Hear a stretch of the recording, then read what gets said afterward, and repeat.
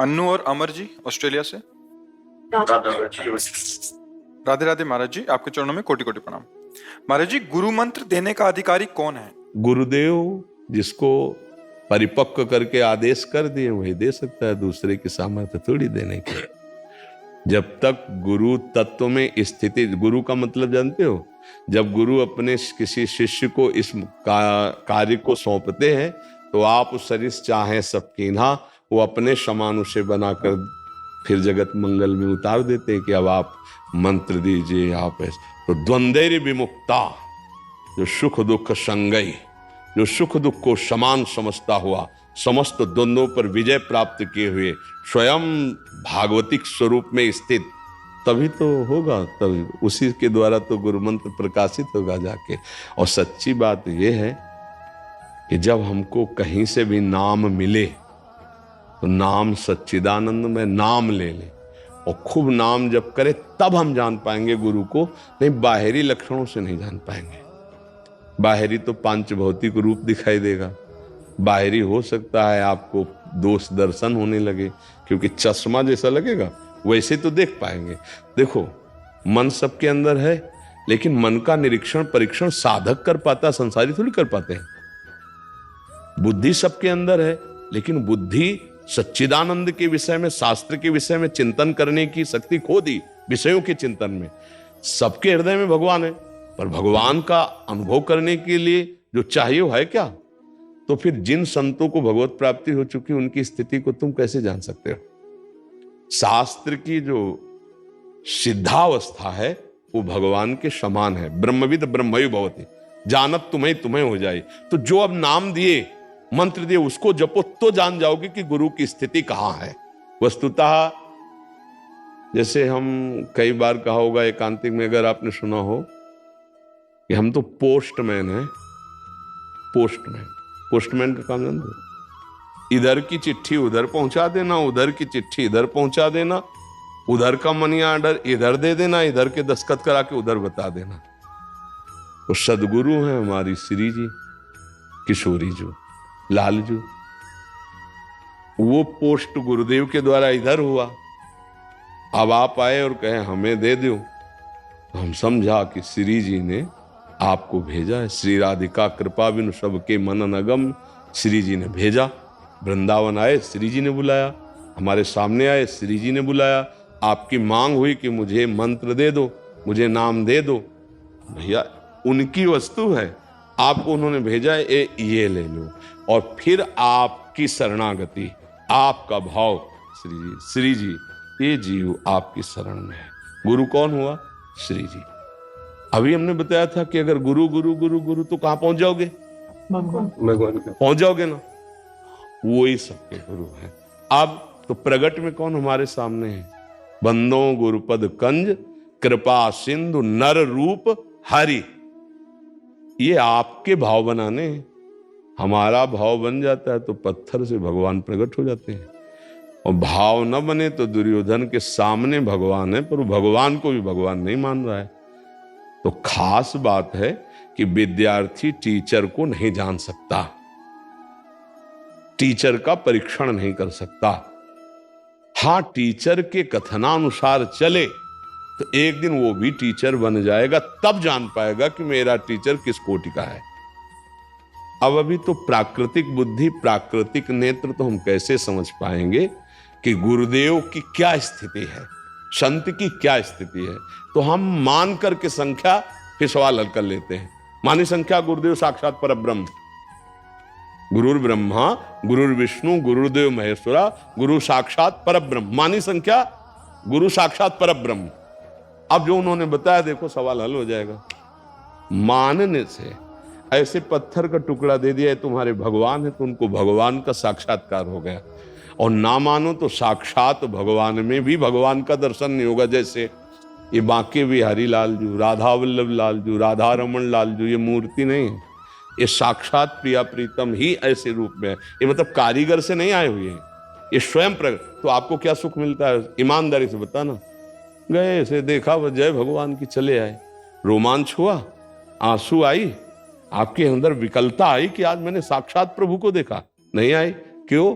दृष्टि नहीं है। है तो सामने बांके बिहारी लाल जी, यही वृंदावन में प्रकट हुए हैं, निधिवन में प्रिया प्रीतम का मिलित रूप है।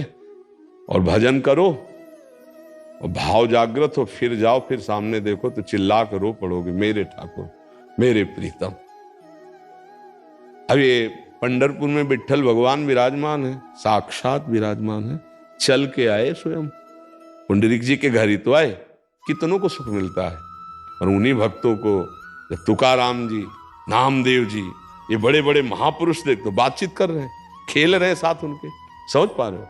हमारा उद्देश्य है हम किसी संत भगवान से जहां हमारी श्रद्धा बैठ जाए, नाम ले ले, मंत्र ले लो, खूब जपे, फिर हम जान जाएंगे। हो ऐसे अगर ढूंढते चले तो पूरे विश्व में ढूंढ आओ, आभूषण बनता ही मिलावट में है। शुद्ध स्वर्ण का आभूषण नहीं बन सकता। समझ रहे हो हमारी बात?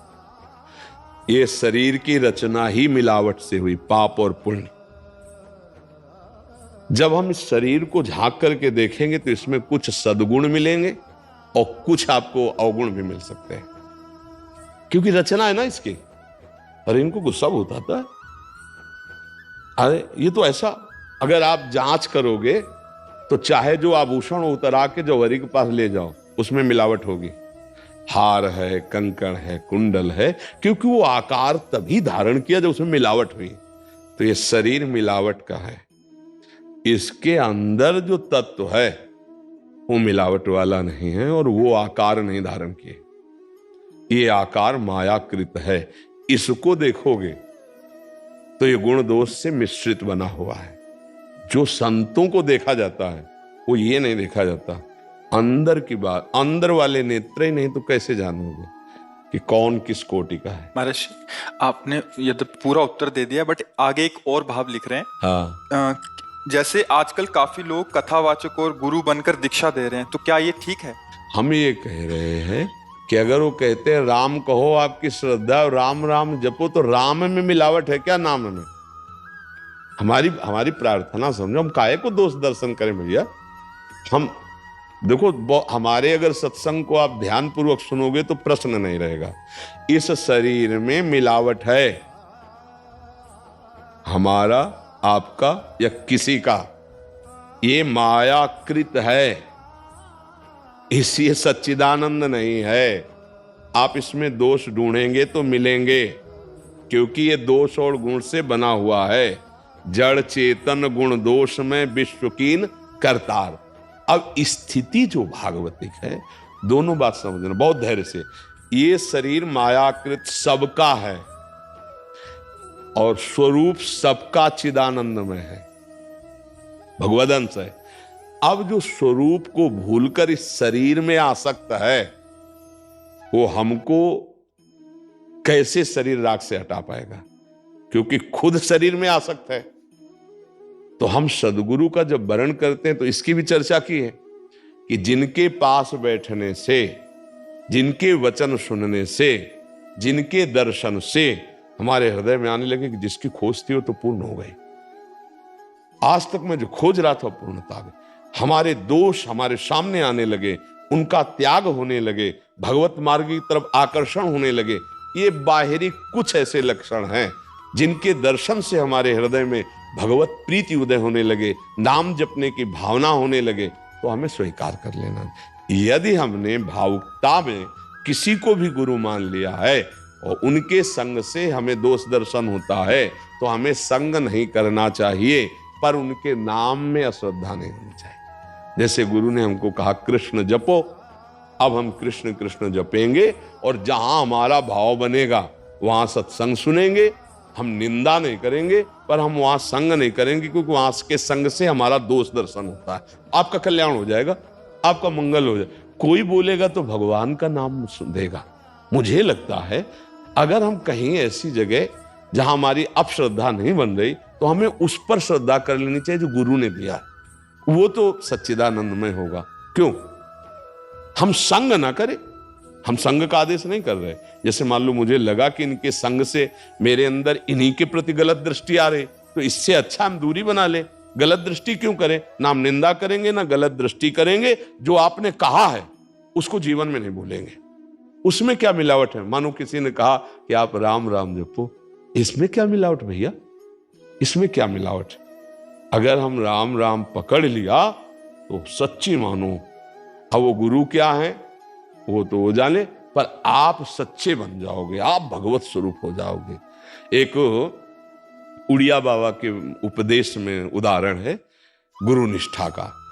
एक भोला भाला गांव का भगत था, तो वहां के एक ब्राह्मण थे उड़ीसा के, वो काली जी के उपासक थे। वो उनके पास गया, मतलब कुछ तो ऐसा होता है जैसे बाहरी प्रभाव है, तो कई लोग उससे प्रभावित होकर के उनको गुरु रूप में वर्ण करते हैं, फिर वो यश फैलाते हैं तो उससे और लोग प्रभावित होते हैं। ऐसा ही प्रक्रिया सब सर्वत्र लगभग होती।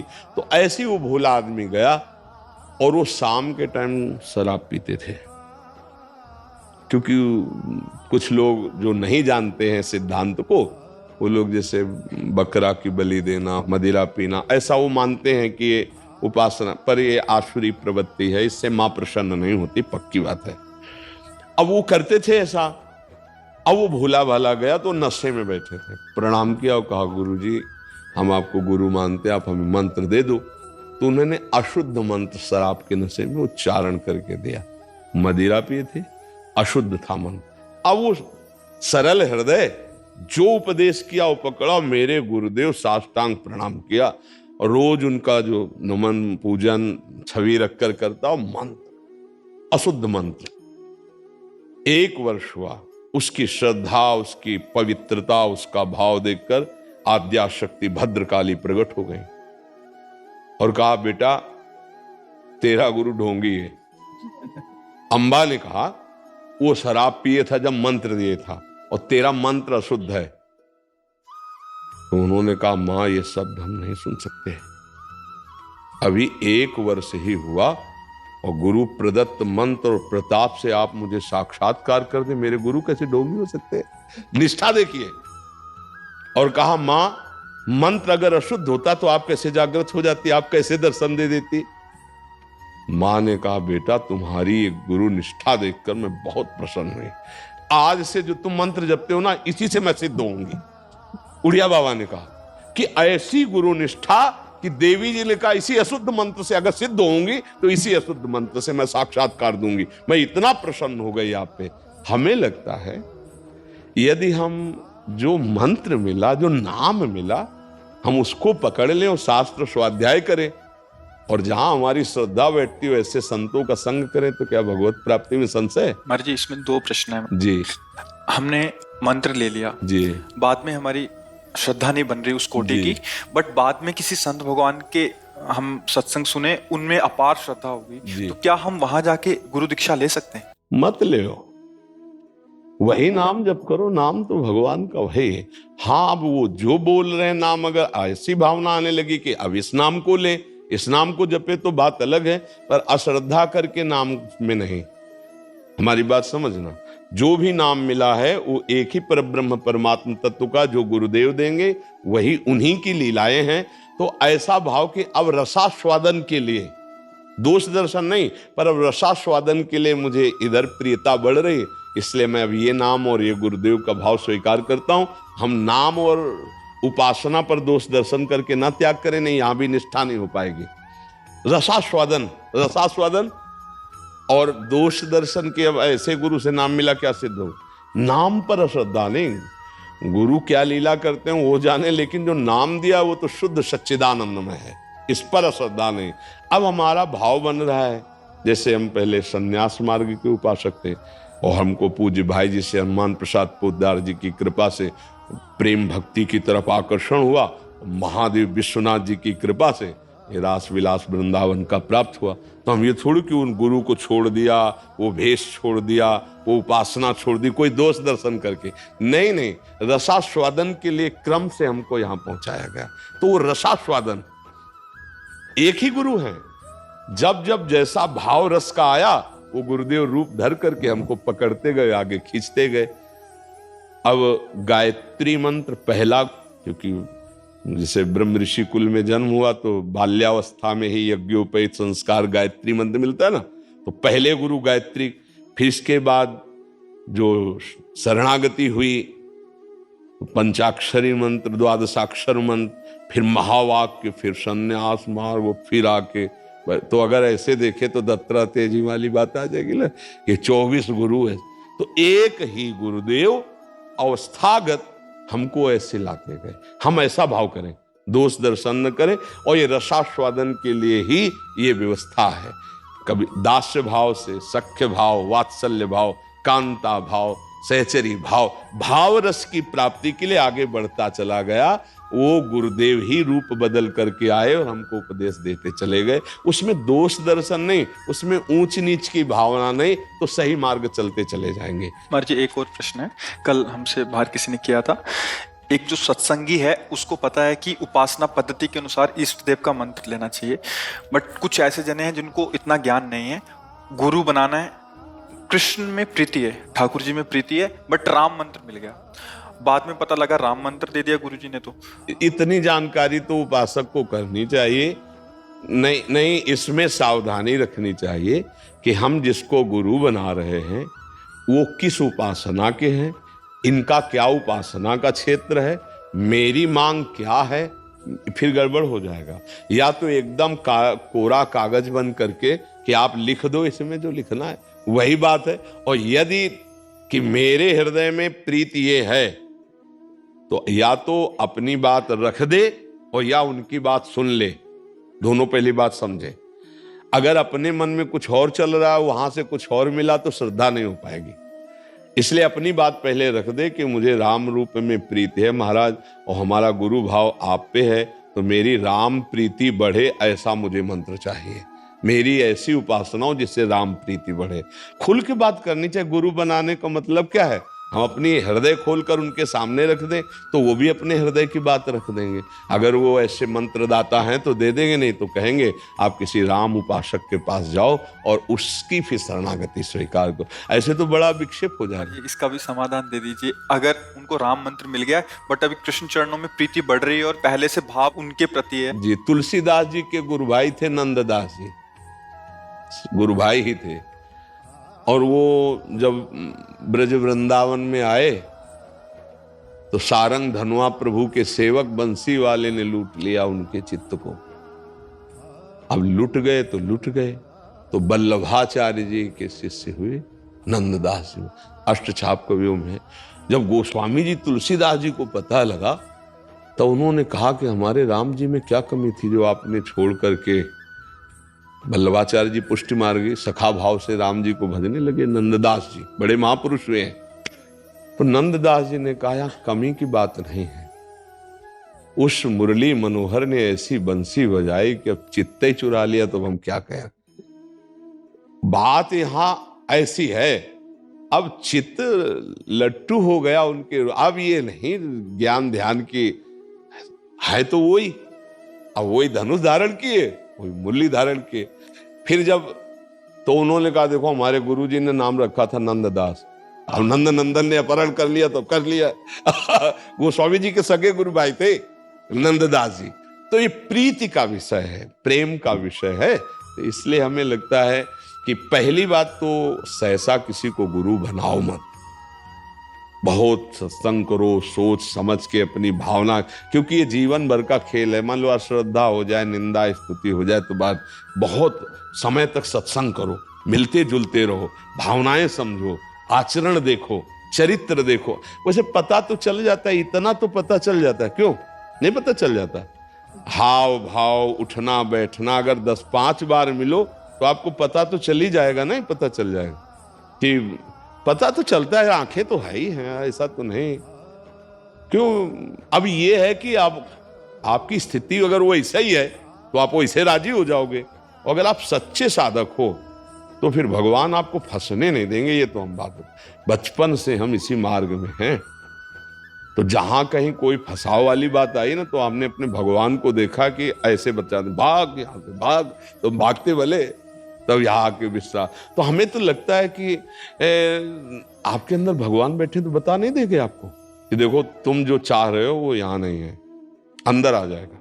इसलिए हम कह रहे हैं कि अगर भगवान को साक्षी बनाओगे उनको पहले गुरु मानो। जैसे कभी किसी ने प्रश्न किया कि हम गुरु किनको माने, तो हम कहा पहले भगवान को मानो, वही गुरु हैं। और उनसे कहो कि प्रगट में जहां मेरे गुरुदेव के रूप में आप हो, मुझे घसीट लो या आ जाओ, वो मिला देंगे, वैसे मिला देंगे, वैसे चला देंगे। और जब आप भगवान को साक्षी करके देखोगे तो आपको पता चल जाएगा कि यहाँ ठीक नहीं है, वो अंदर प्रेरणा आ जाएगी। माता पिता जैसे जो नाम जपते हैं और उनको गुरु मान के अगर वो स्वयं नाम को लगे जपने, तो नाम तो कहीं से भी मिल जाए। हाँ, नाम तो कहीं से मिल जाए, उसमें सही गलत का क्या है। खूब नाम जप करो, नाम आगे कहाँ पहुंचाना पहुंचा देगा, नाम पहुंचा दे। हम नाम के आशिक हैं। जो भी भगवत नाम है उनमें अपार सामर्थ्य। नाम के प्रति कभी कहां से मिला है हमको खास बात नहीं, नाम मिला है, उस नाम को पकड़ लो, बस काम हो जाएगा। लक्ष्य प्राप्ति, बस भगवत प्राप्ति। वो आगे खुद नाम करा देगा। खूब नाम जप करो, नाम जप करो, नाम पकड़ लो। इसीलिए हम पहला उत्तर दिया था, जो मिलेगा वो बहुत सच्चिदानंद होगा नाम, उस नाम को पकड़ लो। नाम तो बहुत सोच समझकर भगवान को साक्षी बनाकर गुरुदेव का वरण करे। अगर फिर भी श्रद्धा ना बैठे तो खूब नाम जो उन्होंने दिया है जप करे और दूरी बना ले तो मंगल हो जाएगा।